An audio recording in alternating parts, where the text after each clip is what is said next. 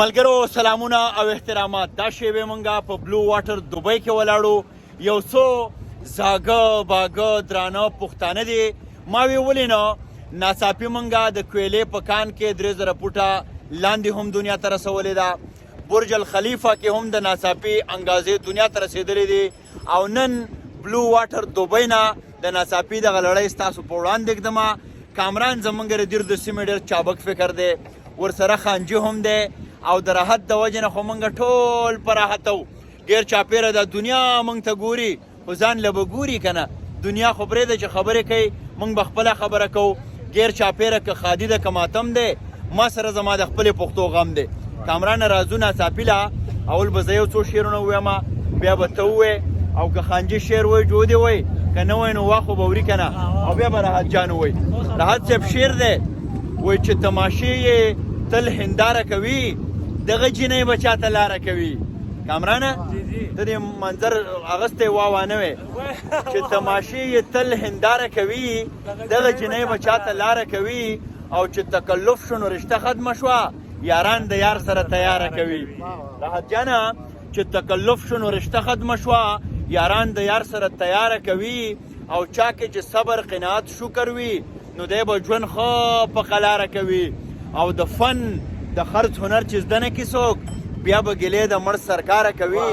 او زما افغانې د شانګلې نه رکو ګلویش هم دا ګیله د خاره کوي. او د دې سره ښاغلي کامران صاحب ته بلنه ورکوم. ډېره زیاته مننه افسر جانه. یقینا چې کله نه په دې سفر کې تاسو سره یو ځای شو نو د سفر هغه مزه ډېره هم زیاته ښکلې شوه. خوشحاله اوسئ. ډېر ښکلی ماحول دی او دا موسم هم ډېر زیات برابر دی. زمونږ د او ستا دا پیکې راسیلې ویسې راوړي. پیکې کې څه پاتې دي راځي پیکې یو شاعر وایي دا ستا پیکې څنګه خبرې کوي، زما زړګی څنګه خبرې کوي، او ما او رقیب به سره نه مخ کوئ، تیل او تیلې څنګه خبرې کوي.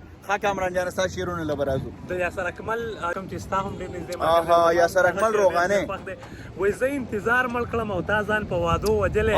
زه انتظار مړ کړم او تا ځان په وادو وجلې. ما له د زړه په دروغجنو بهانو وجلې. او صرف د غزل اوږد دی خو یو دوه شعرونه ته نور وایم. ارشاد وایي د ښایستونو چم کې داسې قتل عام وشو چې د ښایستونو چم کې داسې قتل عام وشو چې چا څوک په زلفو مړ کړ او چا څوک په کمسو وجلې.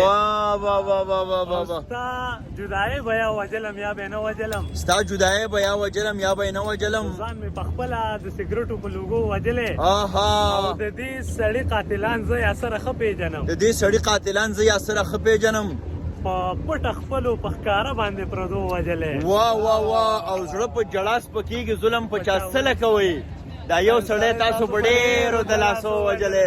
ډېر محترم راحت صاحب وبخئ. ساري راحت جانه ته به څه وایې خانجي که نه؟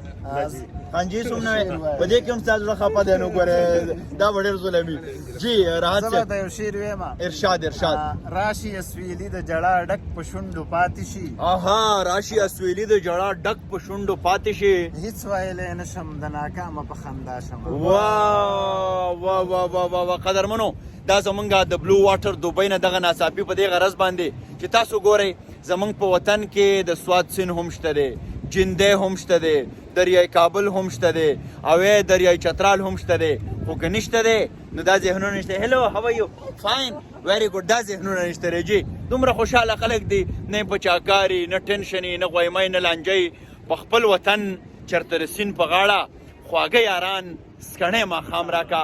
خدای دې وکړي چې پښتون وطن آباد شي، او دا ناڅاپیانې په ښه ډول باندې هلته هم موږ ترسره رسو. افسر افغان ته د دوبۍ د بلو واټر د برج نه اجازت راکوئ. ښاد آباد او بریالي اوسئ.